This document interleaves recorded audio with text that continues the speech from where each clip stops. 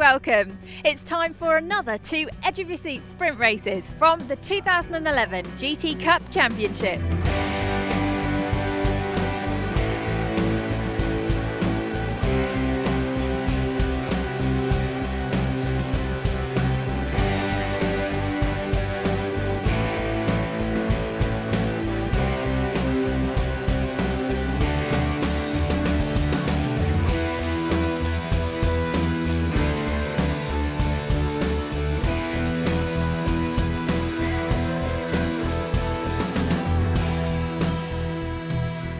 Today, Oulton Park Circuit in the heart of the Cheshire countryside plays host to the second round of the season.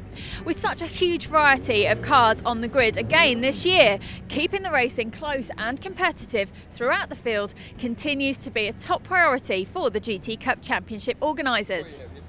So here to explain more about this is the newly appointed Technical Director, Andy Dawson. So Andy, first of all, start by telling us how many different makes and models of cars have we got racing today?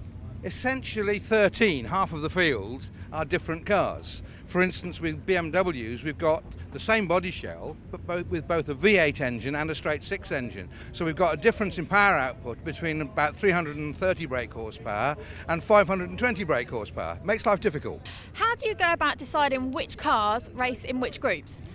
We've got three groups. I measure the power output of the cars by looking at a graph, looking at the acceleration graph of the car on a computer.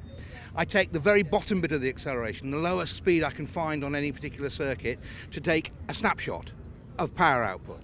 I then take a larger one, which is the up to the fastest part of the circuit, and I can then look at the power output at the back wheels, there and there. That then gives me my aerodynamic graph. That then allows me to work out how much power they've got at the flywheel, which is what our regulations are. I then look at the cars, we know the weight from the weighbridge. It's relatively easy to put them into their groups. The difficult bit then is to add ballast where necessary, just to hold people back if necessary. For instance, the TVR Cerbera. Very quick car. We've had to add ballast to that just to bring it down a little bit because it was just a little bit too quick when we first started. How do you take into account things like aerodynamics and different types of car?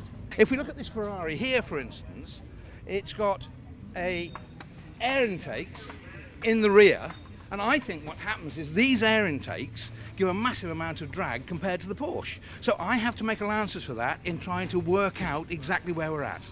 We've got ducts here around the engine bay to let air out of the engine bay, and of course we've got the rear wing that forces the car down into the ground to try to give it the road holding. We've got to allow that so that we get good close racing. We've got to allow them to be able to go and enjoy themselves and have fun. This is motor racing, this is motorsport.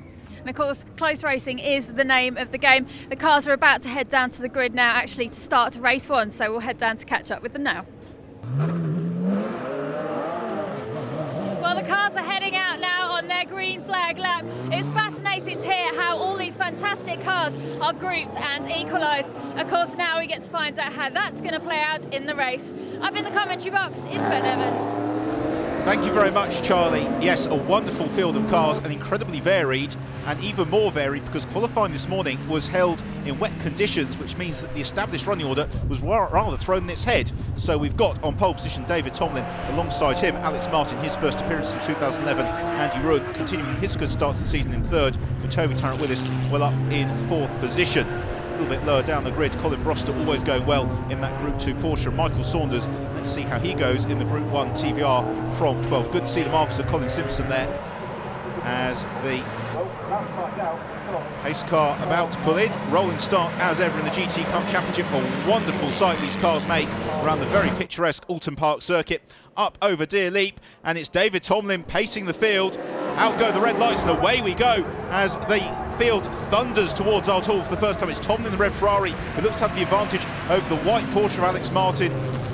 And second to the Porsches, that's Andrew. And then look at Danny Winstanley in the green TVR Sugeris. He's really already picking his way up through the order as some beautiful Ferraris round out the field as already on towards Ireland. Alex Martin onto the grass into Ireland. Brave stuff, but David Tomlin keeps him at bay, and Tomlin driving a very wide Ferrari at the moment. Alex Martin, who went very well in Group 1 last year, unable to find his way through this stage. He's got to be careful, because if he attacks Tomlin too much, there's Toby Tarrant-Willis lurking with intent in third, and Andy Ruin and Danny Winstanley not too far back, with Michael Simmons, the next man along. And Simmons hitting off another of the Porsches. That's Don Grice. Then we've got Michael Saunders in the TVR, and then we've got just dicing really wherever you look within the field. Go back to leaders, breaking into Hizzies for the first time again. Tomlin just parking on the inside of the circuit, so no way through there for Alex Martin. And Martin, he's going to, I think, have to work very hard to find his way past David Tomlin, who went very well at Silverstone in the opening rounds of the season as well.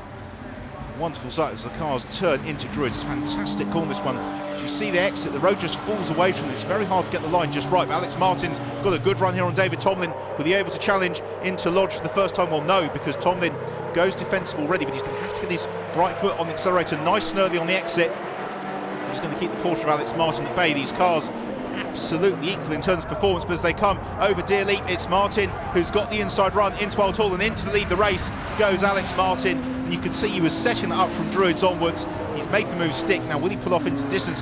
What about this? This is Group 3, and that is Adam Hayes, who's just got the advantage over Bartley Dougal, and then the Chevron GR8 of Andy Yule back to the head of the field, and it's Alex Martin now who is going to try and sprint away in the Dextra back Porsche. Let's see if he can do it. At the moment, David Tomlin keeping him honest. We've got the great battle shaping up.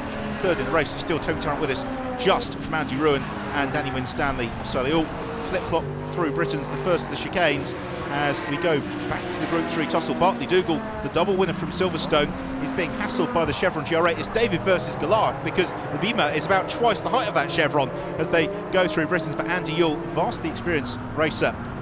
Well, we're now well into the race, and still this battle for second place rages. Danny Winstanley has now picked up the challenge on David Tomlin. He has moved himself up into third position. So Tarrant-Willis and Andy Ruin just slightly demoted.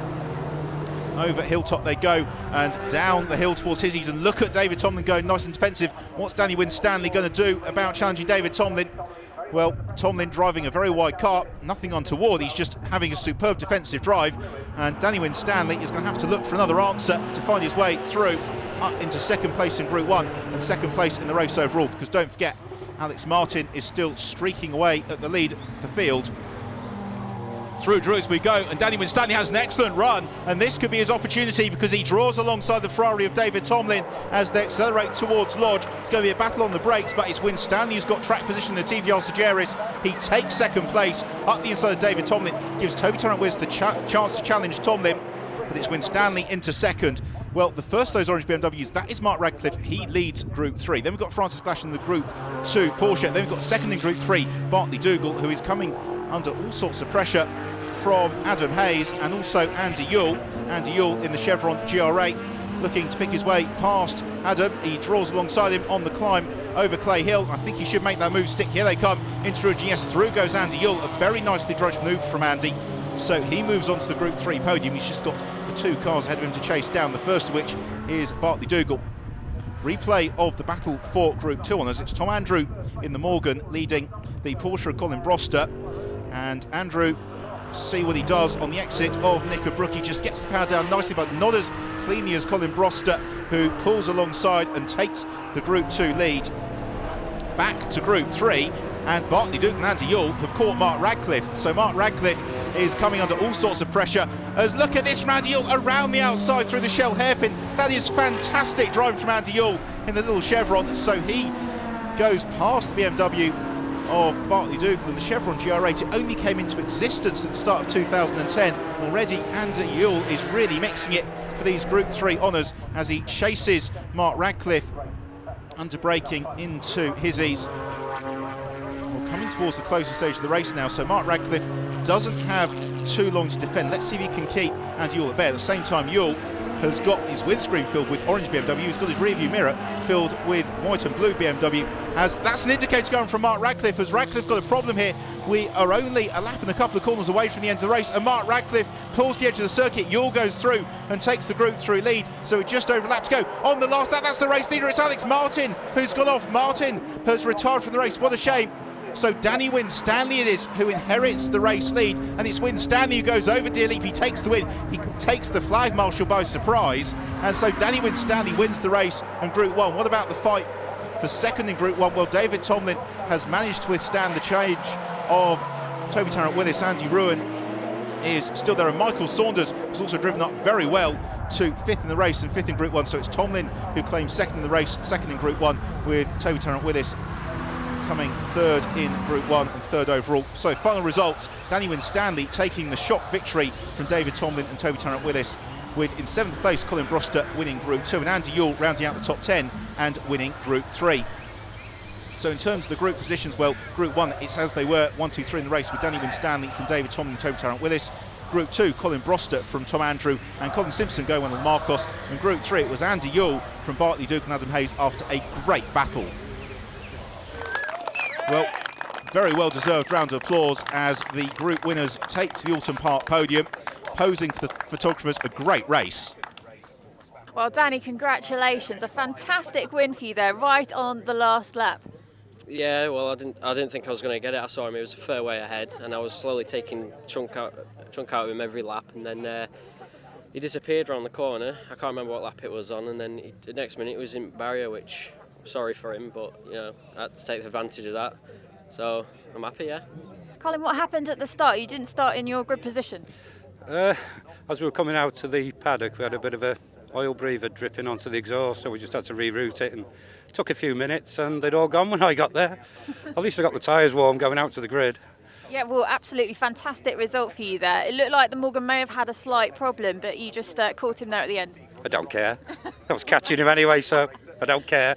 Oh, Andy, congratulations. First win in the Chevron. There was an almighty battle going on there in Group 3. Really enjoyable and good driving. Everyone gave everyone room, and it was just both Barkley and then Colin were just driving so well I couldn't get past them at all. It was just, you know, when I finally got round, Barkley were on the outside of Shell. I think he was quite surprised that I'd done that, but I couldn't do it to Colin. I just couldn't catch up with him. He's got so much power. It's unbelievable. Now, of course, Barkley's had a pretty strong season starting off so far, so you've taken that top step off him. Well, you know, it's very early in the season as yet, so we'll just see how we go.